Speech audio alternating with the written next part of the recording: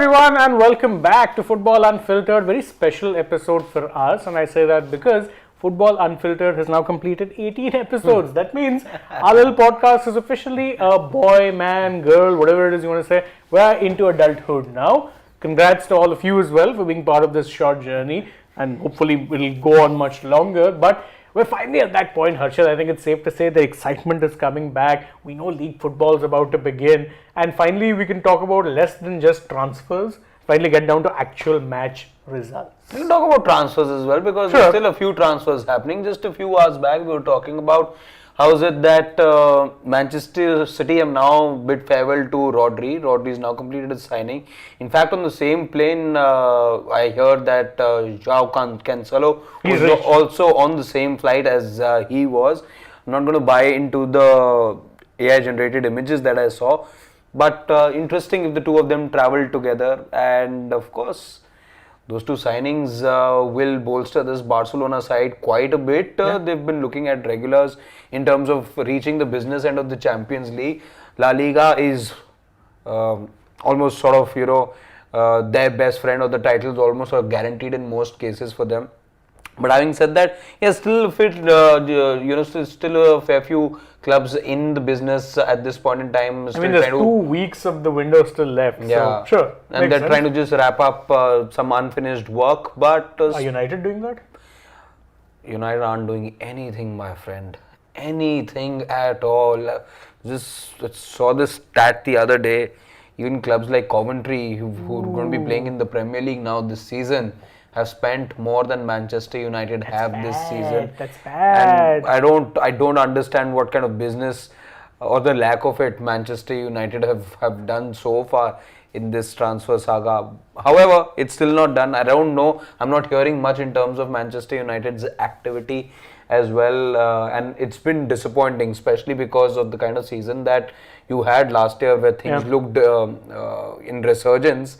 A transfer window like that is never really the thing that you need right before the start of the subsequent season. So I'm mighty disappointed in that regard. But since I'm wearing blue today, it's not my favorite color. But since we're on the subject of Manchester United, I don't mind transitioning to across the city and going across to Manchester City, which is and this is the color that they wear and love as well, that much. They were done for yesterday. What happened? I mean, you're looking at the disaster class going on at Man United, and you can just perfectly transform or transfer on to the next one, which is an even bigger disaster class, because this City side, who everyone like, okay, they're in transition, we know that, but they've still got really good players, steamrolled, absolutely steamrolled. I mean, and bear in mind, I don't think Arsenal were even going full gear at times. It felt like they were just waltzing through that City midfield, non-existent by the way, despite the presence of a £116 million midfielder in Elliot Anderson. I mean, nothing defines disaster class more than your 100 million midfielder having an absolute stinker. The highlight of his game was almost having his leg broken by, I think, Miles Lewis-Kelly. Yes, it was him. But other than that, man, watching that City game was painful. I enjoyed it. Of course, I enjoyed it too. I enjoyed it. If there's a goal that Manchester City conceded in 25 seconds time, and it's the quickest goal to have happened in the Community Shield history as well. I enjoyed it. Although what I didn't enjoy was how there wasn't any competition at all. But hey, is that becoming a thing this summer? Because there was no competition in the FIFA World Cup final also. But again, 2 different matches altogether. Funnily enough, even in the FIFA World Cup, the team wearing sky blue lost. Yeah, that's the team wearing red won. That's also true. So I didn't like it for that matter. We were still in office. We tuned into that match. There's nothing really as far as a contest goes. Anything but a contest. Again, as I said, a goal being scored in the opening minute of the match, and after that Arsenal's domination just grew. In fact, I'd say, Shane, they could have easily scored 4 or 5. Arsenal, I agree with you, just decided to not be clinical enough maybe, but I think they made a loud statement with that third goal. The way that Odegaard smashed the ball into the back of the net, in fact, just passed it into the back of the net. I'd say that wasn't a smashing by any stretch. The way that he allowed the Manchester City keeper Donnarumma to go down to the ground and then just slot the ball sweetly into the bottom of the goal. I think that was a statement that Arsenal wanted to make, and they made that. They weren't clinical, but even then, a 3-0 victory, they were enjoying so much of the ball. Although, holistically, I think at the end, it was City who still enjoyed greater proportion of possession, but they won't mind that, and this may be a sign of things to come, which is something I like. I like this because, again, never enjoyed Pep Guardiola's domination at Manchester City, and this is the Manchester United in me, fan in me talking right now. So I in fact feel that this could be a sign of things to come. That's not to say that Manchester City will be steamrolled the way that they were yesterday every weekend of the Premier League. I still expect them to have a top 4 finish. But are they going in as the strongest side this Premier League season? Sans Pep Guardiola, sans Rodri? I'm not going to be throwing my weight behind that. I mean, look, when you're talking about transitions, they're never easy, right? But I'm going to make a very bold prediction that I wonder whether it'll come back to bite me in a few months or not. But I think this Enzo Maresca taking over after Pep Guardiola is going to end much in the same way that David Moyes taking over from Sir Alex Ferguson. So 10 months you're giving it? 10 months at best, and he's getting sacked. Not because of anything else. I don't think Enzo is a bad manager. I don't have fond memories of how he left Chelsea for very obvious reasons, but I don't think he's a bad manager. However, that being said, when have you ever seen an easy transition in recent times? Sir Alex Ferguson left United, and United have been trying to find their way back to that dominance. It's not recent times anymore, my friend. It's more than a decade. My hair's either grown grey or it's gone. Yeah. It's been that long. It's more than 10 years we're talking 13 about. years actually. Yeah. 2013 was the year I remember. So yeah, time flies. That's one reason. Look at also how it is to a lesser extent, but look at how Liverpool have struggled after Jurgen Klopp retired or went away from them. Sure, they won the Premier League title in the first season thereafter, but then the defense was abominable to say the least, because 5th position, just about qualify for Europe, became such a predictable side to play against. It's not easy making the move away from a dominant manager, and you need to make the right choice. They went for Maresca because of familiarity, but is familiarity always win you trophies? Does it guarantee continued success? I'm not too sure. That's the thing. And did Manchester City make that mistake of reading too much into two things about Maresca? One, the fact that he's bald.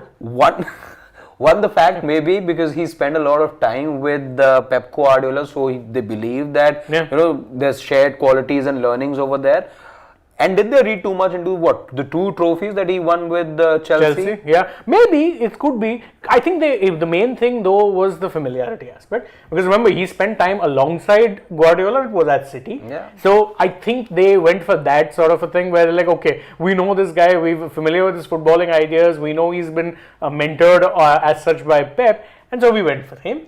I mean, you could have actually been a little bit more ambitious and gone for a bigger name. That is one thing I will say they could have perhaps done better. So I'm not too sure, because again, familiarity is the only reason, but then familiarity and continuing on was the same thing I heard when David Moyes took over. Is that, he's the easy candidate, the continuation candidate. He'll come and actually just ensure that he'll carry on the good work that Fergie did, but 10 months later he was gone and he couldn't continue any of the good work that Fergie did. So it is worrisome. It is worrisome when you have a transition and you've got a manager who comes in and there's no right answer. I mean, you also see, as I said, Liverpool got on an Arne Slot, and he was someone who had won titles in Netherlands, won a title in England in his first season, but in second season he just looked out of his absolute depth. So it is, there's no right answer, there's no scientific formula that says you have to replace one super coach with the other, but I would have rather them gone for a slightly more established name. This is Man City, we're talking about a team that have become used to winning,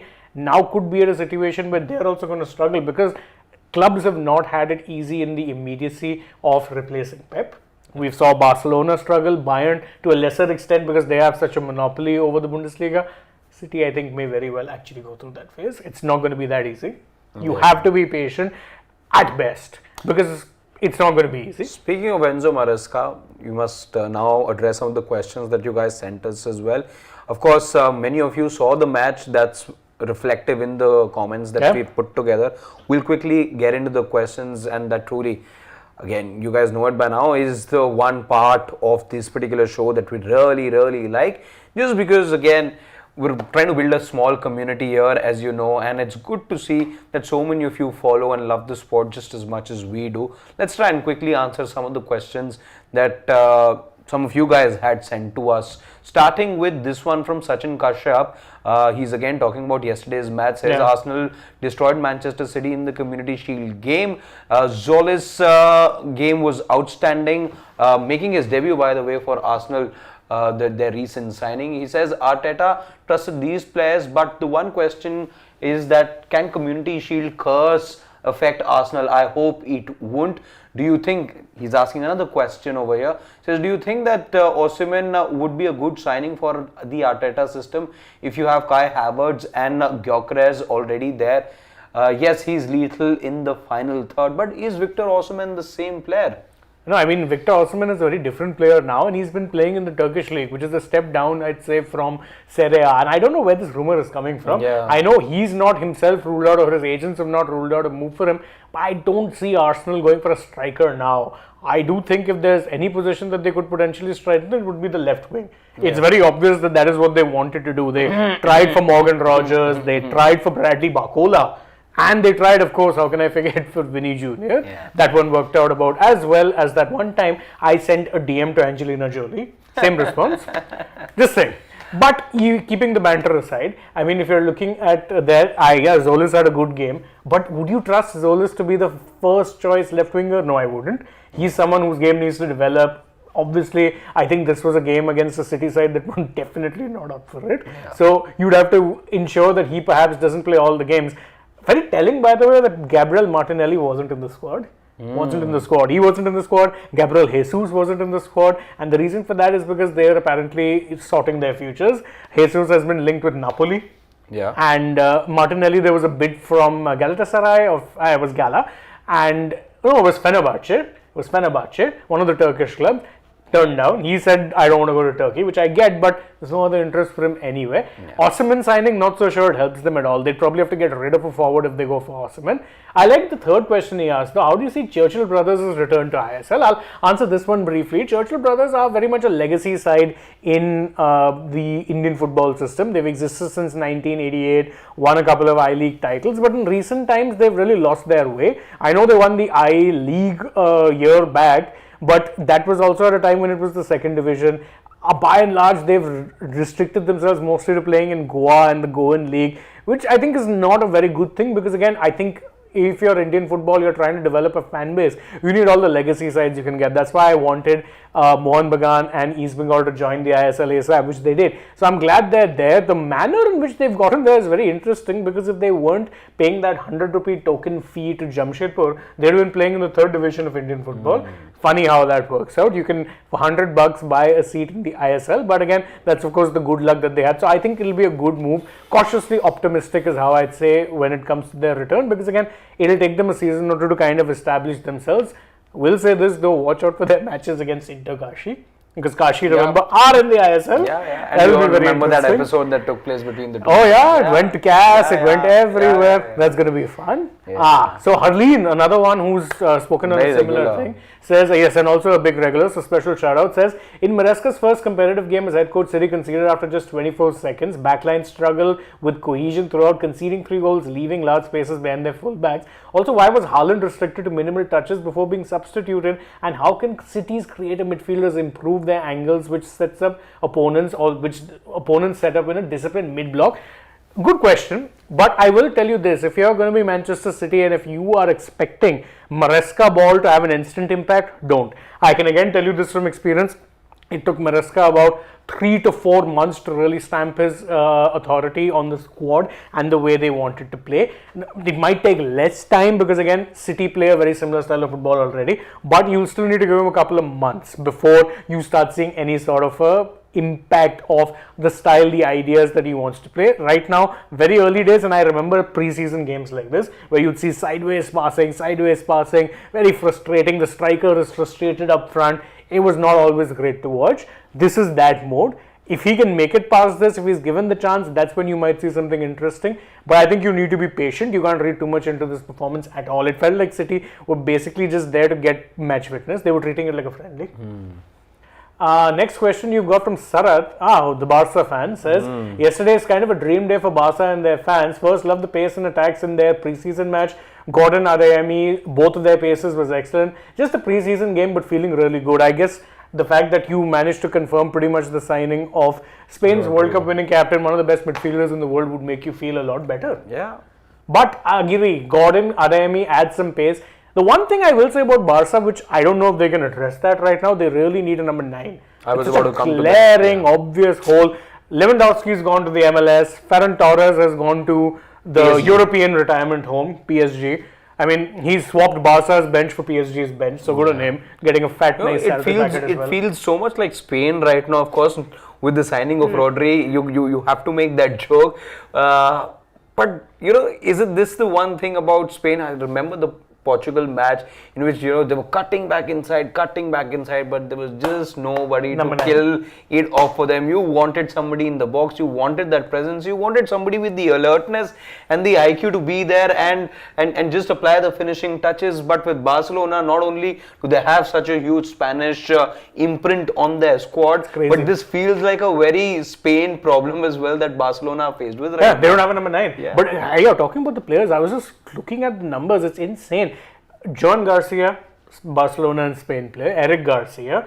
There's Pau Cubarsí. There's Rodri, Pedri, Gavi, Dani Olmo, Lamine Yamal. Yeah. That's 8 players, by the way, coming from the same club. That's madness. Yeah. Absolute utter madness. And now they'll have Rodri as well. Yeah. It's amazing. It's amazing how, despite obviously the issues that come about with Barcelona and Spain as a whole, we know, the separatist history that exists, the struggle for Catalan independence and everything.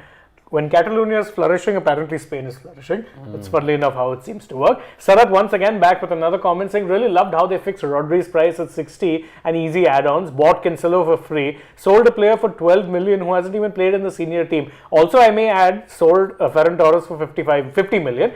Just get a decent striker and a nice CB with Rodri helping in defense and pairing with Pedri makes Barca easily top 3 club in all departments. Flick really for the first 2 years he spent with no signings deserves all of these as he produced excellent results. Hopefully 6th UCL this year too. Wow, Visa Barca. By the way, this entire thing took me to a rather funny story which I wanted to share with you guys about Ferran Torres because he didn't mention it, but I think it's worth mentioning. So there was a very interesting reason for 2 things. One, why Barca wanted to sell Ferran Torres this season. The second is why they agreed for the fee at 50 million euros. So they wanted to sell him this season because if they extended his contract, they would have had to make a payment of about 7 to 8 million euros extra to Manchester City as part of the deal. Also, this gets even funnier. If they had agreed to sign him or sell him for a fee of bare minimum 55 million euros, they'd have to pay City 10 million euros. Oh. So they sold him. And they sold him at a fee that doesn't trigger the add-ons for City. Brilliant. I actually have to doff my hat to that level of savings. It's like watching your girlfriend or wife go shopping in Palika Bazaar or Sarojini Nagar. That levels of application that you put. It's like dono taraf se I'm saving money. Well done, man. Well done. Top notch. You're calling Barcelona as that place, Palika Bazaar? No, they're the negotiators going to Palika Bazaar and doing this kind of negotiation. Phenomenal stuff.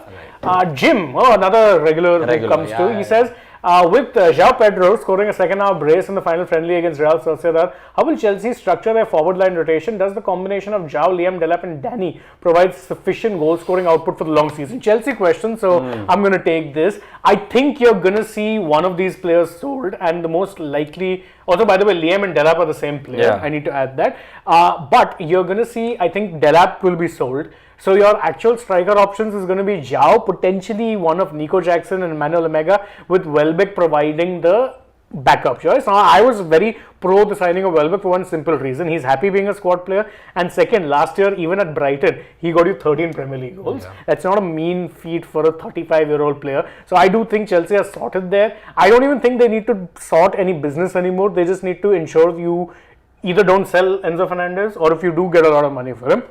And that's the only time I think I see them doing any business. Otherwise, I think they are done. Gaurav with this one says that what psychological effect does concluding a pre-season schedule with a strong home performance have on a squad's confidence heading into game week 1, and can positive friendly results outweigh lingering doubts following a major summer squad overhaul or managerial change? Well, to answer your question succinctly, it makes a whole lot of difference. I remember 2 seasons back when Erik ten Hag was in charge of Manchester United, you lost some sloppy couple of games, and that's just one season I'm talking about. Overall, if you look at it this way, it's just very good prep. If you follow cricket, it's almost the same, like, you're playing before the start of a very long season, or in cricket it's usually about a month and a half to if you're playing in an away sort of a setup, but you want those games to come about so that you can acclimatize, and it's so often determines so much about the team morale, and it gives the room for managers to try out combinations. Again, you're bolstering your squad, you're letting go of a few players, and those games which have very little in terms of significance. Yes, in today's day and age, they're all rebranded as this cup, that cup, whatever, the name of the sponsor will come about over there, and there'll be a trophy towards the end which you will see. In fact, a few seasons back, I remember a few years back, there used to be the thing where some of the Premier League, as well as your prominent clubs in Europe would play in the same competition. International Champions Cup. I remember it was in USA. I used to love that tournament. Yeah, you'd have prominent teams play in the same competition. There'll be a trophy towards the end. And while that trophy probably doesn't count for much, it's the fact that teams, players, new pairings, at times centre-back pairings as well are new, and managers more so get to try out their tactics, so it makes a lot of difference. And the intensity of the players may not be 100%, but the intention surely is. You'll not go full throttle with your challenges, but again, so much of it matters, and more so I would say for managers, because managers will be judged for everything that happens after you get into the main season. You do not judge that much oftentimes, or maybe there's just a joke here or there, or few memes that you'll have to sustain, but otherwise this is the only sort of practice arena that you enter before the real deal. It's funny you mentioned that, because your last preseason game you lost to, of all teams, AC Milan, coached by Ruben Amorim. Yeah. Funny how that works. Yeah. That was the only game they won in preseason, by the way. I know. Chelsea thumped them 3-0. Yeah. Just saying. Yeah. United were, I think, 2-1 ahead in that particular and then match. lost 4-2. Yeah. Terrible. Lost 4-2. Yeah. I mean, I hope for your sake or United fans' sake, it's just a blip. It's just a blip. Again, I didn't see that match, I'll be honest. It was I saw some of the highlights. Something. Yeah. I'm not reading too much into that result. I'm not, yeah. I don't read too much into any preseason result. I watch the matches always to see, okay, this player is doing this, okay, they seem to be looking good, okay, these combinations are working, and that's the extent of it. Because again, if I'm looking for takeaways, I know Cunha started right up front that day, but that's not going to be the case in any of the matches. Šeško, you've not seen till now, but you expect once he's there, he's going to be leading the lineup and playing in that number 9 position. Correct. You've seen Brian Mbeumo, who's come back with some goals as well. I remember last season as well, he started out as the attacker in the absence of an out-and-out striker like a Šeško or a Zirkzee. But will that be the case anytime in the Premier League? I'm not expecting that to be over the course of the season per se. Of course, in isolation there could be a week here or there, but that's not going to be United's best 11. True. But do you, just a question, because you're talking about the forward lineup, don't you think striker, one fullback, and maybe midfielder is something United absolutely need heading into the season? A striker of, somebody like, we mentioned Welbeck a short time back, somebody with that sort of pedigree and experience, I think United really need, because I don't get that sort of confidence from a Zirkzee. With Šeško, I'm good because you've got the height advantage, you've got the pace advantage. He may be work in progress, he's not a finished product, but I still want to invest in him because you've got the experience of an Mbeumo and a Cunha on the other flanks. There is support now for Kobe Menu, but what if Menu isn't around, and has Kobe Menu now become that central figure? Because there was Casemiro and Kobe Menu had to work in his shadows. It's not the same thing with Kobe Menu and Tielemans. So I'd probably want somebody else in the midfield as well. In terms of you've forgotten the one midfielder. Andre Santos. How can you forget Mr. Santos? Of course, he started yesterday, by the way, in that game against AC Milan. And then I think you need somebody left back as well. You got a very good season out of Luke Shaw, but that's not going to be the case always, and he's susceptible to injury. I know last year he made that record of playing the most minutes or starting all the matches. Yeah, but if that's I'm not the wrong. first season in years. It's the first season I've been seeing him. I think he's been with the club since 2012, 13. 14. So good, if I'm not mistaken. so for good 10 odd years, 12 years, and he's been the most injury prone player that I can recall over all these years of watching United. So yeah, I think there are those areas as well. With Licha, again, you're always praying. But I'm expecting, if not him, then you got Euro and Maguire that I'm expecting to start most games together for United. There's no better way of saying this. You don't have to squad depth. The only thing that worries me right now for United is the depth, because you're at least going to be starting with the intention of playing in all the competitions, and you will be playing. How long you go in each of the competitions, barring the 38 matches you're guaranteed in the Premier League, you don't know. So it could be just about 42 games, it could just be about 60 games, who knows. So you'll get 8 matches in the Champions League because Yeah. you're playing that. Yeah. So add those, you've got 46. You'll play at least first round games in Carabao Cup as well as FA Cup. Unless That's an 50 MK games. Dons happens to you, you don't know. You don't know these Bare things. minimum is still 50. Yeah. And I'm sorry, and this is why there's a reason I asked that question, is because I was reading somewhere that apparently United feel they don't need too many signings because Mason Mount has been playing really well. And my thing was, Mason Mount, if he plays well, is A, an attacking midfielder or someone you play on the wings. He's not a deep lying midfielder. Yeah. And B, have you seen his injury record in recent seasons? His last season at Chelsea, he spent pretty much out. Even last year. And then even 2-3 last years, year, 2-3 years that he's been at United, he's just not been fit. So if you're keeping him in mind and not making signings, boss, then that's not a good There is good a tactic. disconnect. I was looking at the comments from Michael Carrick as well the other day. Even though he didn't put any one owner, and right now there's only one that you can throw under the bus, which is the Ineos group. But he didn't do that again. He's been a true statesman that way, and he knows how the ins and outs of the club really function. So while he didn't do that, but he still sent across a message by saying that we'll need more players. When you're saying that, that's just as crystal clear as it gets. And there's 2 weeks. Yeah. Keep saying 2 weeks. Yeah. September 1st, 11 p.m. The window is shut. You really need some reinforcements by them. And I identified 3 positions. Yeah. And these are 3. See, you can maybe, if you sign a Lewis Hall, for example, just a I know name. they've been looking at Hall, exactly. yeah. Then he fills 2 positions because I'm familiar with Hall. He's a Chelsea Academy graduate. He can play both positions equally well. He can play left back. He can play there. Lewis Skelly was an option there. You didn't go for him. I wasn't very excited about Skelly by the way. No, he's not meant to be exciting. Yeah. Arsenal fans really love him though, so I don't know. Anyway, let's get back to the comments. Sakshi is asking, following the absorption of head coach Owen Coyle and his technical staff, which is one staff by the way, from Jamshedpur FC, how quickly can Churchill brothers adapt to Coyle's high-intensity counter-pressing structure to suit the home match conditions at Margao? To answer the question, they've also not only gotten the coaches, but also 12 of the players of Jamshedpur. So I don't think there'll be too much of an adaptation. They will have to obviously sign a few players, but one thing I can tell you about Churchill is they don't really spare much of an expense. In fact, recently only I was reading an interview from Churchill. So it's called Churchill Brothers because Churchill Alamau is the main owner, but he has another brother by the name of Valenka Alamau.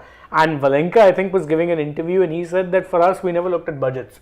We only cared about winning. So if I'm a Churchill Brothers fan, considering now Jamshedpur FC as it is doesn't exist, I'm excited. But again, let's see how it goes.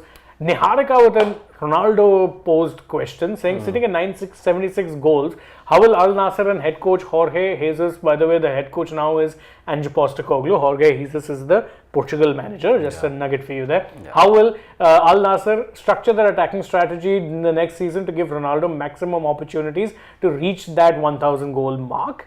That's a very good question. I think they'll just keep doing the same thing. And one thing I can tell you, Postecoglou, what little I've seen, he was the kind of manager who didn't mind conceding 2 as long as his team could score 4. I think a Ronaldo in that sort of a system can get 24 goals easily. He got 28 last season, by the way. And so it's remember what he entirely said? possible. All on camera. Season 1. Season 2 is better than Season 1, but by the way, Ange Postecoglou has the distinction of winning a trophy In all of his second in seasons. all of his first seasons. Second. second. He said that. He said that When he beat United.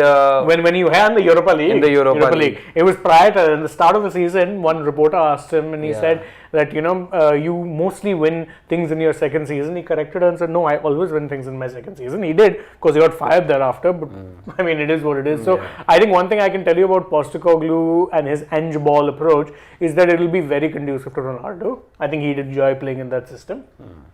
That's what I can say.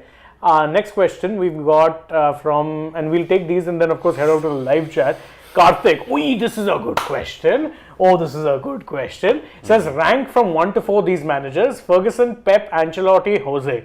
Mine is Carlo, Ferguson, Jose, and then Pep. Pep at 4 because despite dominating domestic leagues, he spent 12 years between 2011 Barca, UCL, and 23 Barca City without lifting the Champions League. Carlo number 1 because he has 5 Champions League titles, 2 with AC Milan, 3 with Real Madrid. This is that's a very tough question. Fantastic question. I absolutely love it. Okay, I'll go first. Yeah, I'll go first. Yeah. If you're ranking from Pep, Ferguson, Carlo Ancelotti, and Jose Mourinho, I say number 1 is Carlo Ancelotti. Number 2 is Pep Guardiola. And then I would place Ferguson and Mourinho. Ferguson, Mourinho, I place them together because both of them have won the same number of European titles, which is 2. Pep, I know, has also won 2. But the kind of domestic dominance that he had, I'm sorry, you cannot ignore. You cannot ignore. I know Barcelona. Yeah, but how about domination in England? Comparing. I know time spans were different, but Ferguson's domination in the Premier League. That's debatable because that time I remember United were like the only dog. There was Arsenal. There was Liverpool. Arsenal won 1 title and then 1 title. But they were challenging. They were always finishing second. True. You had in the early 90s as well, where Arsenal were very, very good at that time. Yeah. That was when Wenger had actually joined 1996. It was. So it's a tough one. That's my thing, and I don't think there's a right or wrong answer here. No, that's what I'm looking at it. So I think I'll put. But again, it's very tough because again, I happen to be a fan of the kind of approach Mourinho used to have. I also big respect for Ferguson, much as he would hurt a lot of clubs. I mean, that's just how domination works. So I'm going with that top 4. I'd say Carlo, then Pep, then probably why I take some points of Pep Guardiola. While I have utmost respect, is exactly I can't look past those 2 seasons at Bayern Munich and the loss of pace and the lack of Champions League at that time. Winning the Bundesliga was not going to be something on which he was going to get judged on. However, winning the Premier League without an out-and-out striker is something that that made me respect Pep Guardiola much more than I saw him at a very well-rounded Barcelona side. To me, I think that was the moment where Pep had my respect. Again, with Barcelona, he had the best ingredients. Let's make no mistake about it. Yes, he got the best out of those players as well. He beat us twice in the Champions League finals. But you can't debate. Again, it's the same kind. You're talking about, or earlier in this show, we talked about how there's a strong Barcelona. How there's a strong Spanish imprint on this Barcelona side. The 2008 to 2014 Barcelona side was very much the same in that regard. So yeah, but coming to the question at hand, I'm going Ancelotti 1, Ferguson 2, Guardiola 3, and Jose Mourinho 4. I will have to go with Mourinho 4 as well, and there's a reason why. I know people will be like, oh, you're a Chelsea fan, how do you not love Jose? I do. The problem with Jose is that every single one of his clubs followed the same template. It would start really well, he'd win things, then things would disintegrate, rinse, repeat. It happened at Chelsea on not 1 but 2 occasions.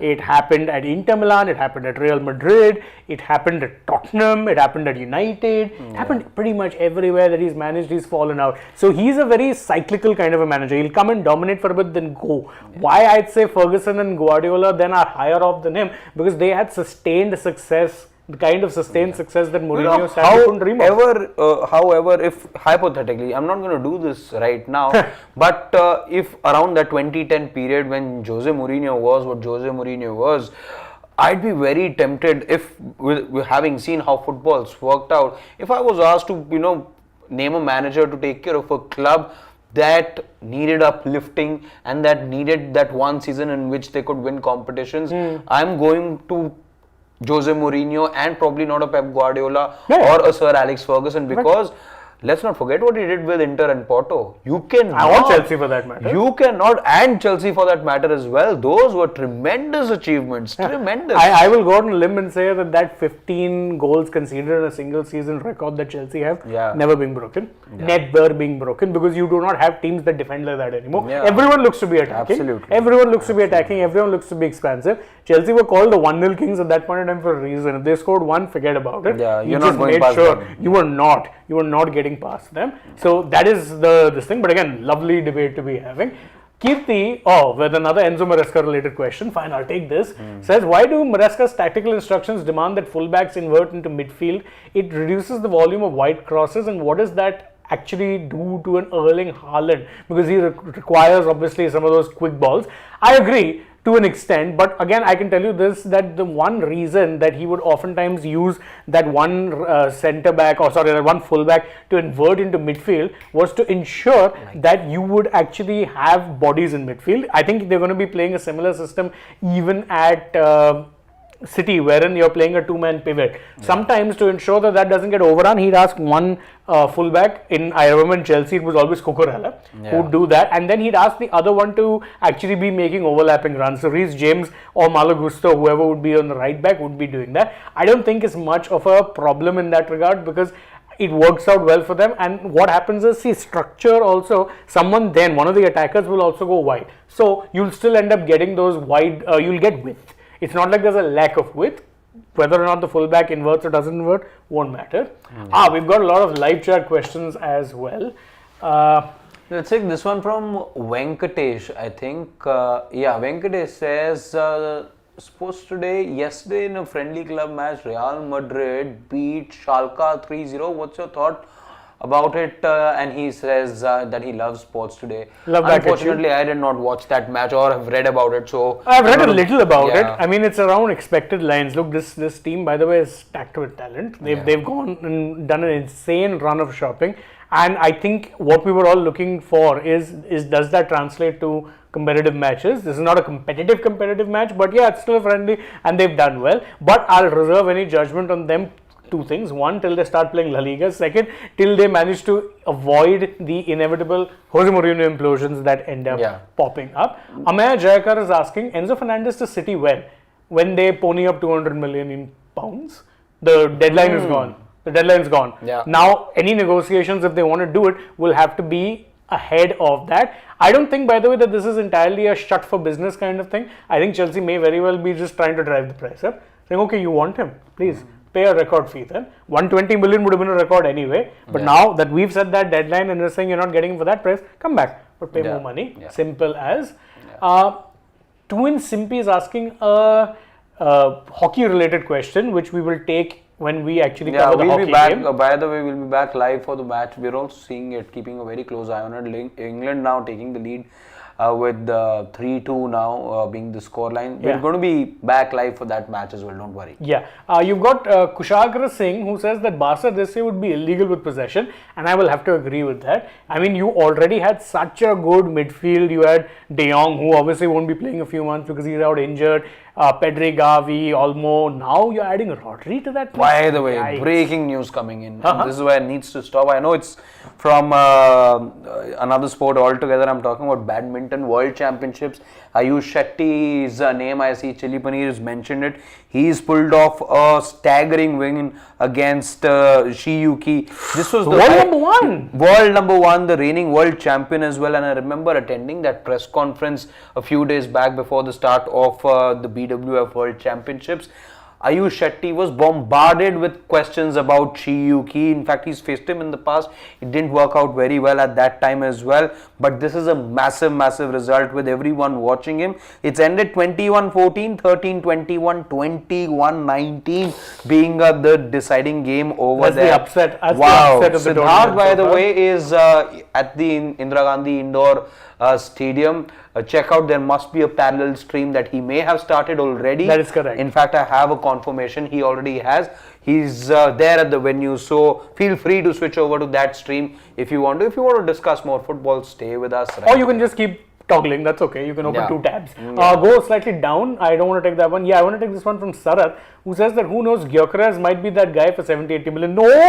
Gyökeres does not fit a possession-based team at all. You saw that with Arsenal. Yeah. They like to have their possession, control.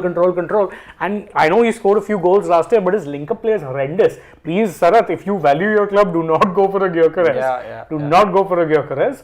He also adds that Deco deserves some praise for the work. Yeah, Deco, their sporting director, has done a good job in that regard. Would agree with you there. Scroll slightly down. Probably last two questions. Yeah. Yeah. Sarat asked, who was coach in 2009 for Barca? Wasn't that too underpaid? Yeah, it was. It absolutely was. And well, we only have Sarat's questions now, so we'll take this one. He says, does Mourinho tactics, who we know is rigid and won't change according to the current game style, make Madrid stronger or weaker? Or is he mainly a man manager and trust star power? The latter. He's very happy to actually be a man manager, motivator. There's a very funny story. It's there on the Mourinho Netflix documentary also. You've seen it? I've only seen one episode, but that episode reminded me of that story, which I also read about in Frank Lampard's autobiography. He went up to Lampard and told him, you're the best player in the world. The problem was that Lampard had just come out of the shower and was totally naked. So he's like, okay, thanks, boss. I don't know what it is that I can say to that, but thanks. So that's what he's good at. I think he's also revealed now, and I think he talks about it in the documentary that he was approached by Fergie. He had signed on. Yeah. He said very clearly that he had signed on to succeed Fergie as United's manager after Fergie retired, but I think after the Real Madrid experience, it was so bruising. He said, I wanted to go to a place where I felt loved, so he picked Chelsea. That, by the way, has been confirmed. I know people are treating it as a big scoop, but I remember a certain journalist very close to Mourinho by the name of Duncan Castles. You can check him out on Twitter. He had reported on it back in the day. So he had actually revealed it back then. And I think it was a thing that he had maybe... Why it didn't surprise me when I heard this, and I don't remember it from that time, although... I was very perennially online in that era, so I remember. I wasn't the most online person at that time. However, I was one of those who'd watch every minute. In fact, the 2012-2013 season, the one which United won as well, the tablecloth edition, I remember watching every game live, regardless of the competition, all games. Some of those I remembered commentary of as well, because I had that set-top box with the recording feature as well. So I had gone on and on watching some of the matches. Having said that, I do remember one thing from that era of football, and that's that Fergie always admired Jose Mourinho a lot. So while I hear this, there was a lot of rivalry between the two as well. When I read this, and it's all to do with the kind of comments I would hear about Mourinho. In fact, about Jose Mourinho, I think there was the Sir Alex Ferguson movie as well, which came out after he suffered the brain hemorrhage. There was a movie that came out later on as well. I think there's a mention of Mourinho in that as well. So he's had a lot of respect for Jose Mourinho. So if he thought that he was the right man, and at that time would I have taken Jose Mourinho as the immediate successor to United? Surely would have. But anyhow, we're going to put this edition of Football Unfiltered, we're going to bring it to an end now. As I said, we're going to be coming live within a few minutes with the latest on the hockey match in the World Cup happening between India and England. It's confusing to call this an India versus England fixture and not call it a Netherlands versus India fixture, just because of the how colours. The color scheme is. It's taking some time to getting used to it. But for now, Shane and I will take your leave. It's been our pleasure being with you guys for nearly another an hour episode now. on the Wraps. We try and tell ourselves that we'll be here for about 20-25 30 minutes, but we always end up getting carried away. Speaking of things that we always end up getting carried away on, we know we promised you guys a Fantasy Premier League, an FPL league of sorts for sports today. We haven't set that up yet, but we will, and in a day or two, keep an eye out. We'll put it in our community post. We'll give the link and everything to join.